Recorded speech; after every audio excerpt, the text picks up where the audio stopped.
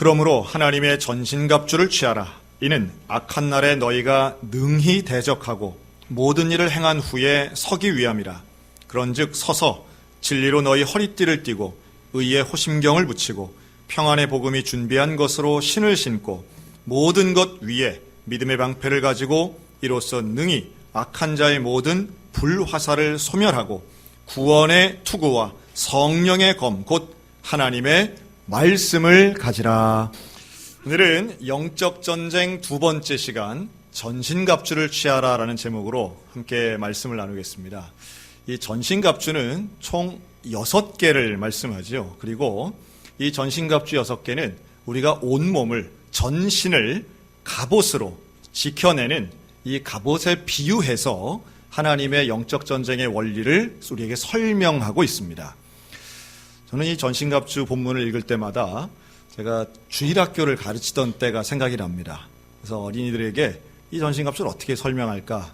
그림도 보여주고 많이 했지만 이 방법이 최고인 것 같아서 제가 오늘도 여러분들 앞에서 한번 해보겠습니다. 자, 기대해 주시고 저를 따라해 주세요. 자, 손을 이렇게 들겠습니다. 자, 따라하는 자에게 복이 있으라. 자, 구원의 투구, 의의 호심경, 진리의 허리띠, 복음의 신발, 발을 만지는 거예요. 복음의 신발. 그리고 왼손 들어서 믿음의 방패, 성령의 검. 자, 다시 한번 해보겠습니다. 이게 6개인데요. 사실은 이제 몸 위에서부터 아래로 외우기 쉽게 하려고 그렇게 한 겁니다. 다시 한번 해보겠습니다. 자, 구원의 투구, 의의 호심경, 진리의 허리띠, 복음의 신발, 믿음의 방패, 성령의 검. 자, 이제 저는 안 하고 우리 동작만 하고, 자, 우리 회중들이 하겠습니다. 시작.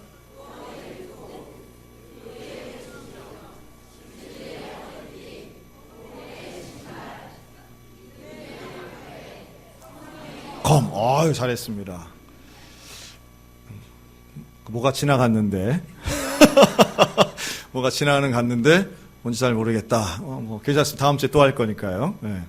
자, 사실은 투구라든가 아니면 허리띠라든가 방패나 칼, 사실 이 자체가 중요한 건 아닙니다. 그 앞에 붙어 있는 성경의 단어가 중요한데요. 즉 구원, 의로움, 진리, 복음, 또 믿음, 성령, 이게 더 중요한 거죠. 이게 우리가 영적 전쟁을 하는 데 있어서 지난주에 우리가 영적 전쟁의 상대를 살펴봤습니다. 사탄, 마귀, 귀신이 우리의 영적 전쟁의 상대인데 저들이 목적하는 건 오직 하나예요. 뭐예요? 우리 영혼을 멸망시키는 겁니다.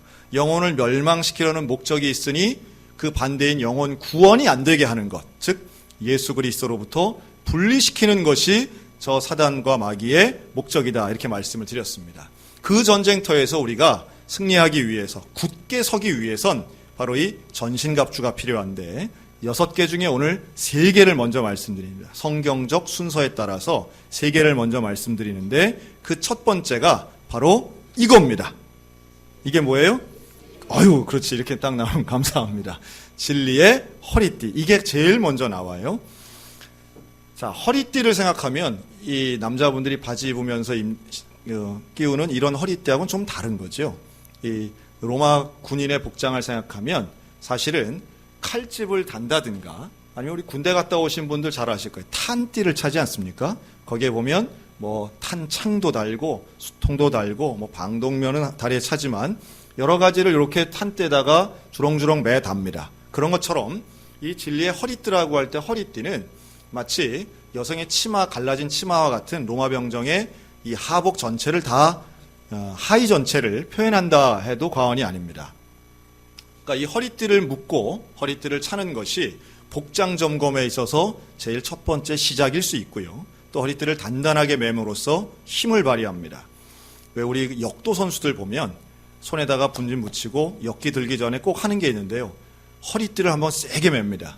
그런데 그 역도 선수들 허리띠 한번 보셨나 모르겠어요. 이렇게 얇게 가늘든가요? 아니면 넓이가 두껍든가요? 넓이가 상당히 넓죠. 네. 그 이유는 순간적인 힘을 내기 위해선 힘의 근원되는 허리에 자극을 주고 단단하게 묶는 겁니다. 호흡에도 물론 중요하죠. 자, 이 진리의 허리띠는 그런 군사 용어와 연결해서 진리의 역할을 우리에게 설명하고 있다고 봅니다. 진리를 아는 것, 제대로 아는 것, 분명하게 아는 것. 뭘 알아야 될까요? 진리 대신 하나님에 대해 아는 것, 성경에 대해 아는 것. 이것이 우리가 영적 전쟁에 참가하는 군사된 우리에게 가장 중요한 시작점이라고 하는 거예요. 우리 말씀을 제대로 알고 말씀에 대해서 준비된 진리의 허리띠를 가지시기를 주님의 이름으로 권면합니다. 자, 이 말씀을 안다는 것, 그러면 성경을 공부하는 것과 비슷한 의미인데 성경은 어디서 배워야 되나요? 1번 집에서, 2번 교회에서, 3번 딴 데에서. 어디서 배워야 되죠? 물론 집에서도 우리가 성경 열심히 읽고 또 최근엔 그런 분들 많으시죠. 케이블 방송 통해서 CTS, CBS, CGN-TV, C3TV 이런 데서 목사님들 설교나 성서학당 이런 거 많이들 보십니다. 가능하고 유익하죠. 그러나 가장 중요한 것은 누가 뭐라 해도 교회에서 하나님 말씀 배우는 겁니다. 그리고 교회에서 배우는 물론 성경 공부도 있고 제자 훈련도 있지만 예배 시간을 통해서 하나님의 말씀에 대해 듣는 것, 받아들이는 것, 순종하는 마음으로 새겨듣는 것, 이거 우리에게 정말 중요한 시간입니다. 특별히 우리 소양교회는 성경을 계속해서 매일마다 공부하는 새벽 기도회가 있고 특별히 우리 수요일 저녁에는 이 자리에 함께 모여서 우리가 성경을 강해식으로 배우고 있습니다. 많은 분들이 참여하시는데 여러분 그런 시간은 다 놓치고 3번 같은 경우 어디 딴 데 가서 배운다라고 하는 건 참 어리석은 일이다 생각이 들어요. 그런데 그냥 어리석기만 한 게 아니라 되게 위험하기도 합니다. 왜냐하면 지금 수많은 이단들이 성경 공부라고 하는 통로를 통해서 포교를 하곤 하기 때문인데요. 여러분 그런 경우에 어디 선교사님이다, 전도사님이다, 그래서 한 번만 가서 배우자, 아주 특별하다, 갔는데 무슨 호기심에 갔더니 무슨 사무실인데 붙인 것도 없이 이런 것들 얘기를 많이 듣습니다. 여러분 누구도 지금 이 시대는 예수를 안 믿는 사람이라 해도 신천지 같은 단어를 들으면 알면 안 갑니다. 이단에 대해서는 예수를 안 믿는 사람들도 이제는 이해가 있어요. 그래서 알면 안 가요. 그런데 문제는 뭐냐 하면 사단 마귀의 아주 노련한 공격이지요. 거짓되게 속이는 겁니다. 아니라고 말합니다. 그런 거 아니라고 말해요. 이거는 어디 교단의 이름들을 대면서 이런 데 나온 우리 선교사님이야 전도사님이야 배워봐. 그래서 배우고 한 4개월, 5개월, 6개월쯤 돼서는 이런 얘기들 합니다. 생전 처음 들어보는 놀라운 이야기다. 내가 교회를 20년 다녔는데 한 번도 못 들어본 기가 막힌 이야기다. 여러분 이상하지 않습니까? 교회에서 20년, 30년 다녔는데 한 번도 못 들어본 이야기를 성경을 통해서 한다? 그것은 교회가 잘못됐든지 그 사람들이 잘못됐든지 둘 중에 하나일 수밖에 없어요. 그렇다면 여러분 정말 분별하셔야 됩니다. 한번 따라할까요? 처음 듣는 얘기는 반드시 분별하자. 처음 듣는 얘기, 물론 내가 워낙 무식해서 이거 처음 들을 수도 있겠으나 분별해야 됩니다. 분별하는 방법은요, 목회자에게 문의하셔야 됩니다. 물어보셔야 됩니다. 특별히 교회가 아닌 다른 곳에서 성경 공부를 하고자 하는 권유를 받으셨을 때는 반드시 목회자에게 여기에 대해 말씀하시고 의논하셔야 됩니다. 우리 목사님들이나 전사님들에게 분명히 물어보셔야 더 나쁜 일들이 일어나는 걸 막을 수 있다라고 하는 말씀을 드립니다. 이 진리의 허리띠는 명백합니다. 하나님의 말씀을 아는 것이고 이 아는 것이 우리를 무장시킨다는 거예요. 자, 진리의 허리띠. 성경에 대해 날마다 묵상하고 공부하고 또 성경 읽기를 즐겨하는 마음들이 충만하시기를 주의 이름으로 축원합니다. 자, 두 번째는 이겁니다. 이게 뭐예요? 의의 호심경. 이게 개역 성경에서는 의의 흉배로 번역이 됐는데 개역 개정부터는 호심경이라는 말을 썼습니다. 의미는 같습니다. 같은데 표현이 왜 달라졌느냐 하면 흉배하면 뭘 막는 것 같아요? 뭘 보호하는 것 같아요? 가슴을 보호하는 것 같죠.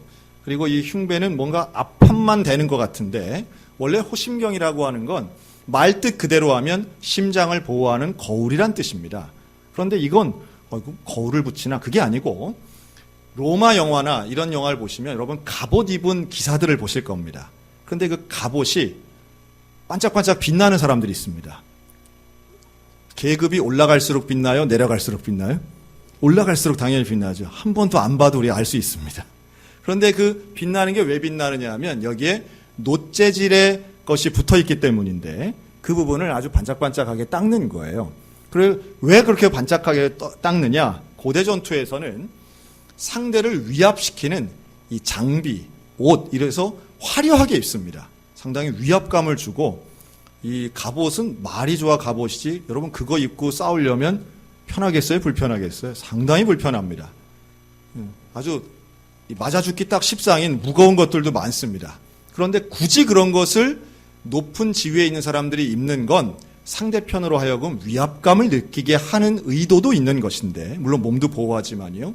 그런데 이 호심경은 그런 갑옷에서 빛이 나는 것을 이 시각적으로 보여주는 겁니다. 거기가 뭐 거울을 갖다 붙인다기보다는 거울처럼 놋을 닦으면 옛날 놋거울이 있는 것처럼 그렇게 빛이 나는 거예요. 그래서 그런 것을 입는 이 갑옷 중에서도 심장과 등과 가슴 부위를 다 보호하는 이런 갑옷을 호심경이라고 표현하고 있는데 이걸 굳이 흉배에서 호심경이라는 단어로 바꾼 영적 의미가 있습니다. 이 호심경이, 이 의로움이 우리에게 주는 것은 마음을 지킨다라는 의미가 있어요. 왜냐하면 이 마음이 되게 심장 쪽에 있다고 고대인들이 생각한 거죠. 그래서 영어로도 이 심장을 하트라고 하는데 우리 마음을 하트라고 하지 않습니까? 그런 것처럼 이 심장을 보호한다는 건 가슴만 보호하는 게 아니라 우리의 마음을 지킨다는 거예요. 마음을 지키는 것은 사단이 우리의 급소를 노리기 때문이고 그 급소가 대부분 우리의 마음과 연관되어 있기 때문에 그렇습니다. 우리가 이런 말 잘하죠. 시험 들었다. 여러분 시험 들 때 대부분은 마음이 아픈 거예요? 몸이 아픈 거예요? 마음이 아픈 거 아니겠어요? 그리고 그 시험에 드는 통로들을 잘 보면 감정이 움직입니다. 감정이 상하는 거예요. 마음이 상한다고 말하지만 우리의 기분이 상하는 거예요. 그리고 그렇게 기분이 상하는 상황에서 우리는 쉽게 마귀에게 노출되곤 합니다. 어떻게 해야 될까요? 마음을 지켜야 되겠죠. 우리의 마음을 하나님 편으로 지키는 은혜가 있기를 주의 이름으로 축원합니다. 어떤 목사님이 그 본인 교회에 있던 얘기를 잠깐 해주시는데 이게 모든 거의 보편적인 이야기라고 봅니다. 이제 그 교회는 목장이 있는 교회였어요. 그러니까 우리로 치면 목장하니까 어디 산의 목장이 아니라 우리로 치면 구역인 거죠. 그런데 그 목장에 이제 어떤 목장으로 들어가신 집사님한테 이제 그렇게 얘기했다고 그러죠. 그 안에서 기도 제목도 나누시고 아주 좋은 분들이시니까 고민도 얘기하고 이렇게 하시면 아마 큰 도움이 될 겁니다. 그래서 이분이 그 목장의 모임을 처음 하면서 아주 어렵게 자기의 문제를 이렇게 얘기를 한 거예요. 한 너댓 명밖에 안 되는 작은 목장이었는데 거기서 이렇게 얘기를 한 거예요. 그랬더니 다들 이제 기도해 주시고 좋게 잘 끝났어요. 그런데 바로 금요일 지나고 주일날 예배당에 앉아 있는데 생전 처음 본 얼굴도 모르고 이름도 모르는 어떤 권사님이 오더니 손을 잡더니 그래 그렇게 남편이랑 사이가 안 좋다며? 라고 말하는 거예요. 여러분 그 순간 이분의 마음이 어땠겠어요? 이야 이거 믿을 사람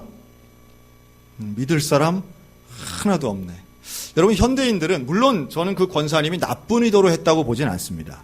근데 현대인들은 자기에 대한 이야기를 다른 사람들이 하는 건 좋은 말이든 싫은 말이든 무조건 일단 싫어합니다. 그거 아셔야 돼요.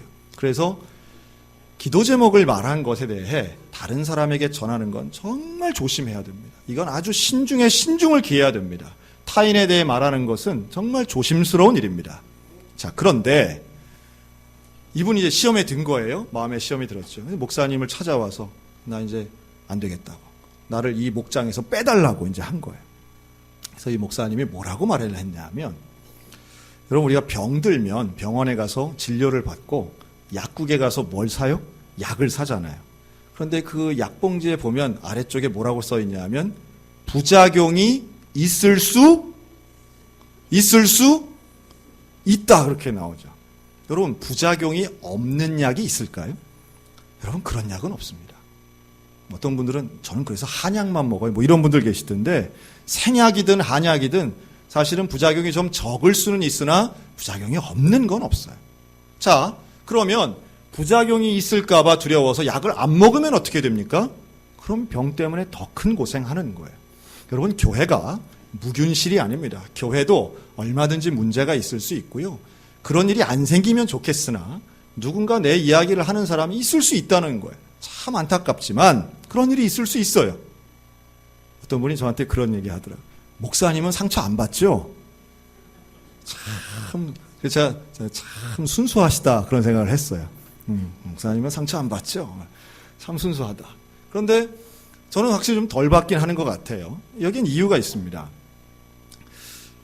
그 부작용을 있다 할지라도 우리가 약을 먹는 것은 더 큰 유익이 있기 때문인데 교회 안에서 이런저런 섭섭함이나 서운함이나 상처받을 가능성이 있다 할지라도 우리가 그 모임을 통해 소그룹을 통해 혹은 교제를 통해 예배를 통해 성도들과의 만남을 통해 얻을 수 있는 하나님이 약속하신 유익이 훨씬 더 큰 줄로 믿으시기 바랍니다. 그럼 그 큰 유익이 좀 불확실하게 생기는 그런 어려움과 섭섭함들을 능히 이겨나갈 수 있다고 저는 믿어요. 그것을 뭐라고 하느냐? 오늘 본문은 의의 호심경이라고 말합니다. 마음을 지키는 거예요. 제가 최근에 어떤 뉴스에서 보니까요. 어떤 그 특파원이 저 시베리아에 간 거예요. 시베리아에 가서 그 현지 분들에게 인터뷰를 하는데 그날 날씨가 영하 8도였어요. 근데 이 인터뷰하는 특파원은 이제 아주 그 방한복 좋은 따뜻한 걸 입었던 거죠. 그런데 누구를 인터뷰하냐면 시베리아 주민을 하는데 그 주민은 반팔을 입고 계신 거예요. 반팔에 장갑 끼고 개를 끌고선 이게 산책을 살짝 뛰시면서 하는 거예요. 가서 특파원이 안 춥냐고 그랬더니 이분이 하는 얘기가 오늘은 날씨가 따뜻해가지고 내가 운동하러 이렇게 나왔다고 반팔 입고. 여러분 그분은 진짜로 안 추운 거예요. 제가 그걸 보면서 춥다는 날씨는 똑같은데 영하 8도라고 하는 기온은 똑같은데 어떤 사람은 춥게 느껴지고 어떤 사람은 이게 따뜻하게 느껴지는 거예요. 환경보다 더 중요한 건 면역력이더라고요. 여러분 내성이 있으면요 이겨낼 수 있습니다. 무슨 말이에요? 물론 나쁜 환경은 고쳐가야죠. 환경을 다 그냥 두자는 얘기는 아닙니다. 하지만 교회가 되었건 가정이 되었건 직장이 되건 사회가 되건 어떤 사람은 끊임없이 상처받고 불평하지만 어떤 사람은 그 정도 끄떡없어 하는 사람들도 있는 게 현실인 거예요. 여러분 우리가 사단 마귀의 유혹과 시험이 정말 많이 있습니다. 여기에 대해 항상 참 교회 제일 많은 마귀가 그 섭섭마귀라고 하잖아요. 섭자 쓰더라고 섭자를. 섭섭마귀. 그 마귀를 이겨낼 수 있는 제일 중요한 것 중에 하나는 내 마음을 지키는 거라고 저는 믿습니다. 여러분 누가 상처 줘도요. 받지 마시기를 권면합니다. 안 받으면 안 받는 거예요. 거절하면 되는 거예요. 사양하세요. 난 그런 상처 안 받기로 아주 결심합니다. 제 비결 중에 하나가 그거 같아요. 여러분 목사라고 해서 왜 상처 안 받겠습니까? 왜 주시는 분이 없겠어요? 그러나 저는 우리 교회가 정말 평화로운 교회이기 때문에 저를 아주 그냥 각오하고 상처 주시는 분은 아직까지 저는 한 명도 못 만났어요. 근데 그런 분이 있는 교회들도 있다고 하더라고요. 아주 그냥 각오하고 막 달겨드는 사람 그거 어떻게 하겠습니까? 그런데요. 우리 마음이 정말 무장되면 견고해지면 내가 영적인 체력을 키우면 의의 호심경이 우리 가운데 있는데 이게 저는 자존감이라고 봐요. 영적 자존감은 이렇게 세워지는 거예요. 한번 따라 할까요? 나는 하나님의 자녀입니다. 여러분 저와 여러분은 구원받은 하나님의 자녀인 줄로 믿습니다. 이게 우리에게는 영적 자존감이 되는 거예요. 누가 뭐라 하든 누가 어떤 말로 나를 비방하건 수군거려도 나를 흔들 수 없는 가장 근본의 이유는 나는 하나님의 자녀인 거예요. 나를 구원하시기 위해 예수 그리스도께서 십자가에 달려 돌아가시고 나를 가장 사랑하신 거 아니겠습니까? 그런데 이게 없으면 이 자존감이 없으면요 얼마나 위태하고 흔들리고 넘어지는지 몰라요. 어떤 분은 그런 분도 계시더라고요. 방송에 나와서 상담을 하시는데 자기는 목사님 설교 듣고 시험 들었대. 그럼 어떻게 하라는 얘기예요? 세상에 어떤 설교자가 설교 준비를 하면서 오늘은 김 집사를 시험 들게 해야지. 이런 사람은 없습니다. 그런 분은 없어요. 그런데 어떤 단어가, 어떤 뉘앙스가, 혹은 어떤 시선 하나에도 정말 쉽게 상처 드시는 분들이 있는 건 참 안타까운 일이지요. 사실은 환경도 문제가 될 수 있으나 사실은 내 마음의 문제가 시작일 수 있다는 걸 생각하면 오늘 있는 이 의의 호심경이 우리 가운데 무장되어서 웬만한 공격은 능히 이겨내고 버텨낼 수 있는 영적 자존감, 영적인 힘이 우리 모두 가운데 있기를 주님의 이름으로 축원합니다. 자, 세 번째는 평안의 복음이 준비한 것으로 신을 신는 거예요. 이걸 저는 복음의 신발이라고 말씀드렸어요. 근데 표현이 좀 한 귀에 안 들어오죠. 평안의 복음이 준비한 것으로 신을 신으라. 이걸 두 가지로 좀 나눠서 말씀을 드리고 원하는데요. 첫째는 한번 따라할까요? 복음이 평안입니다. 복음이 평안이다라고 하는 거예요. 우리 현대인들은 평안을 누리길 원합니다. 마음이 불안하고 두려운 거 이것이 되게 싫어해요. 그런데 그만큼 역설적이게도 마음의 평안을 누리지 못하는 분들이 참 많죠. 제가 최근에 들은 그 용어 중에 하나가 ASMR이라는 단어가 있습니다. 영어가 좀 길어서 그냥 ASMR은 뭐냐 하면 쉽게 말하면 이게 백색 소음과 좀 비슷한 조금 다른 차원의 특정한 소리를 들으면 마음이 안정된다는 뜻이에요. 그래서 요새 왜 대학생이나 청년들이 공부할 때에 일부러 카페 같은 데 가서 공부하지 않습니까? 네. 60년대 대학생들은 어디 가서 공부했냐면 절간에 가서 공부했습니다. 왜 절을 또 절간이라고 하는지 모르겠는데. 근데 의미는 좀 비슷한 거죠. 뭔가 자기에게 좀 맞는 그런 분위기에서 공부한다는 뜻인데요. 절간이 되었건 카페가 되었건 사실은 소리가 없는 곳은 없습니다. 다만 그 소리가 그 소음이 내가 집중하는데 좀 도움이 되는 소리들이 있다는 거죠. ASMR이 그런 뜻인데 예를 들면 종이 바스락거리는 소리, 성냥불 켜는 소리, 눈 밟는 소리 이런 게 사람의 마음을 좀 안정시켜준다는 거예요. 그래서 일부러 그런 걸 유튜브로 그 소리만 또 돈을 내고 사서 듣는 사람도 있더라고요. 그래서 그런 소리를 들으면 마음이 평안해지고 책을 읽어도 잘 읽어지고 잠도 잘 온다 이런 겁니다. 그런 것도 있을 수 있겠으나 우리 예수 믿는 사람들에게 진정한 마음의 평안은 바로 복음에서 오는 능력인 줄로 믿습니다. 요한복음 14장 27절 평안을 너희에게 끼치노니 곧 나의 평안을 너희에게 주노라. 내가 너희에게 주는 것은 세상이 주는 것과 같지 아니하니라. 너희는 마음에 근심하지도 말고 두려워하지도 말라. 여러분, 사단이 공격하는 또 하나의 중요한 루트는 두려움, 걱정, 근심입니다. 평안을 뺏어가는 거예요. 모든 게 다 괜찮은데도 불안한 분들이 있습니다. 내년이 걱정되고 10년 후가 걱정되고 그런 분들이 있습니다. 지금은 이래도 다음 주는 안 그럴 거야. 왜 안 그럴 거라고 생각하는지 모르겠는데 그런 걱정과 두려움이 있다는 거예요. 그런데 예수님이 주시는 마음은 두려움이겠습니까? 평안이겠습니까?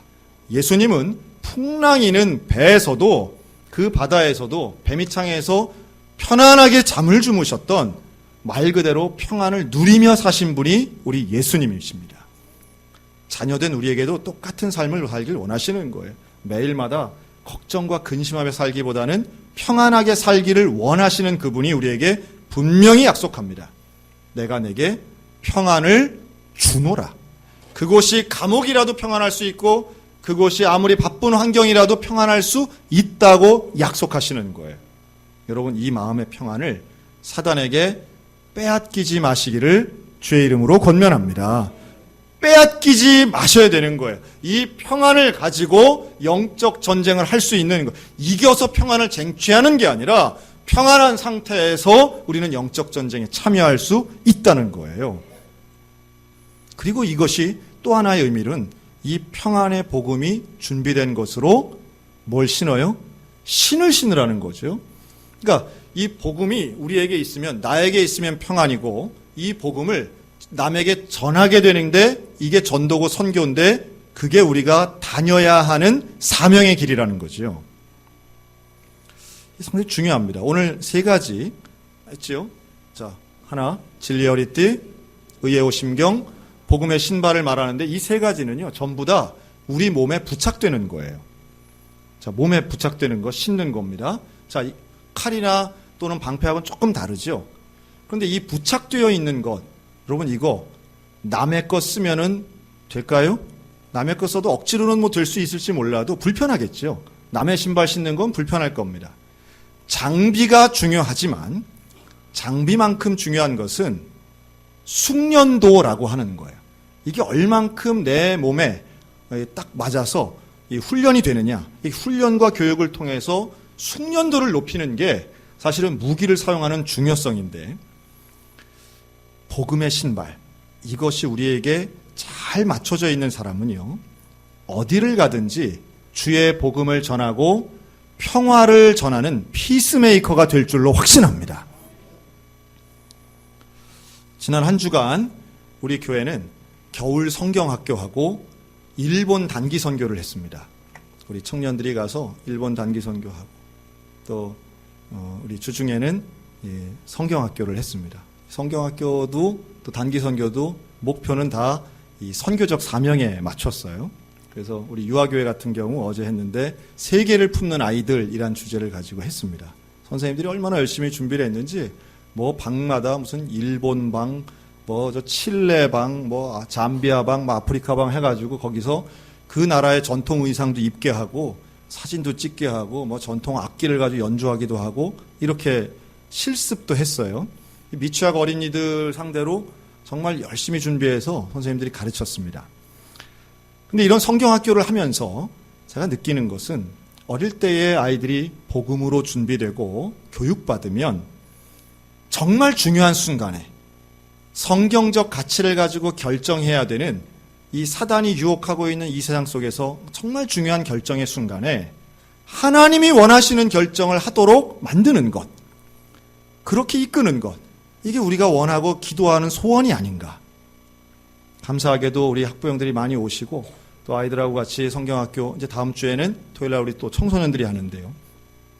우리 교회 아이들이 얼마나 열심히 기도 잘하고 또 아이들이 성경도 얼마나 잘하는지, 뭐 물어보면 애들이 뭐 답도 얼마나 잘하는지 몰라요. 제가 어제 설교하다가 아주 몇 번 아주 웃겨가지고 아주 참 즐거운 시간을 보냈습니다. 아이들이 그런데 우리 어른들도 복음으로 무장돼야 되는 거죠. 또 일본에 갔던 이번 단기 선교팀 월요일부터 금요일까지 아주 꽉 차서 다녀왔습니다. 필리핀 1월 달에 갔던 단기 선교팀과는 성격이 좀 달라서 전도를 해도 사실은 사람들에게 배척당하기도 하고, 또 가서 그 추운데 노숙자들하고 같이 가서 노숙자 선교도 하고 음식도 나눠주고 이런 일을 했어요. 자, 이제 돌아왔는데 제가 돌아오는 날 일본 선교사님에게 전화를 받았습니다. 뭐라고 하느냐 하면, 목사님, 정말 기도로 준비한 좋은 팀을 보내주셔서 참 감사합니다. 참 감사합니다. 장로님도 안수 집사님도 또 우리 청년들도 와가지고 얼마나 진지하고 선교에 대해서 배우려고 하는 열정과 또 말 그대로 전도에 대한 열정이 얼마나 뜨거운지 제가 아주 감동받았습니다. 이런 전화를 받았어요. 그래서 제가 속으로 누굴 얘기하지? 이렇게 했습니다. 누가 그렇게 열심히 전도하지? 그런데 이 청년들이 우리 그 쇼핑센터를 간 모양이에요. 거기는 이제 우리 후원해주신 분들 선물도 사려고 쇼핑센터를 갔다는 거죠. 근데 쇼핑센터를 가서도 계속 전도를 하더래요. 쇼핑하는 것보다 전도하더라는 거예요. 참 감사하더라고요. 마음이 뜨겁더라고요. 그 뭐 일본어를 유창하게 하는 것도 아닌데 붙잡고 그렇게 열심히 전도하고, 그리고 또 하나, 숙소를 어디서 샀냐면 우리 교회에서 잤습니다. 이 전에 신학교로 쓰던 건물이기 때문에 이렇게 기숙사처럼 이렇게 숙소가 있어요. 그래서 거기에서 잠을 자고 일주일 내내 있다가 이제 왔는데, 그 교회를 담임하시는 담임 목사님이 계세요. 그 시설을 이제 관리하시는 일본 목사님이죠.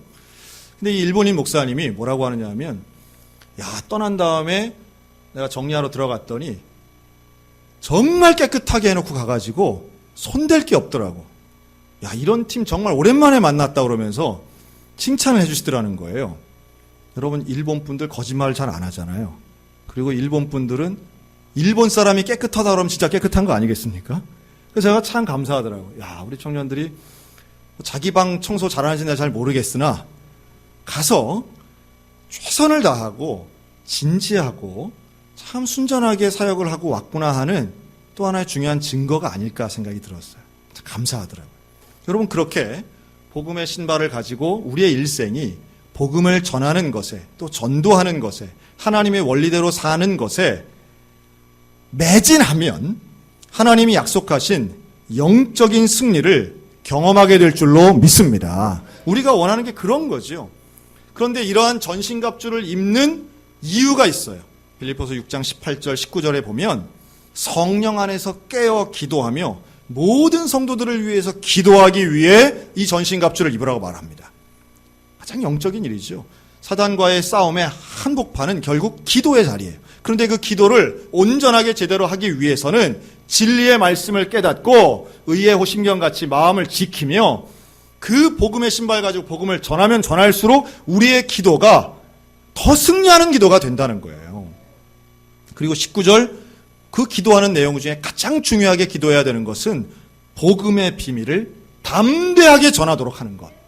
이게 기도의 중요한 제목이라는 거예요. 그러니까 전신갑주를 입는 이유는 기도와 선교 때문에 전신갑주 입어야 된다는 거예요. 영적 전쟁을 우리가 하는 것, 오늘 말씀드린 세 가지는 진리 허리띠는 진리를 알게 하고 의의 호심경은 마음을 지키며, 그리고 복음의 신발은 복음을 전달하는 것인데 그것을 통해 우리는 더 많이 기도할 수 있고 제대로 기도할 수 있고 복음을 전하여 사단의 유혹을 능히 이기는 영적 전쟁의 승자가 될 줄로 믿습니다. 오늘도 우리의 삶의 자리, 가정이나 직장이나 어디서나 사단 마귀는 우리를 우는 사자가 쫓아다니면서 참소하고 우리를 괴롭힙니다. 이 참소한다는 뜻이요, 보니까 원어로는 물어뜯는다는 것과 같더라고요. 끝까지 물어뜯습니다. 끝까지 최선을 다합니다. 최선을 다하는 귀신의 유혹에 넘어가지 않도록 마음을 지키고 시험에 빠지지 않고 온전히 하나님의 복음을 증거하여 오늘도 주와 동행하여 승리하는 주님의 복음의 용사들 다 되시기를 우리 주님의 이름으로 축원합니다. 아멘.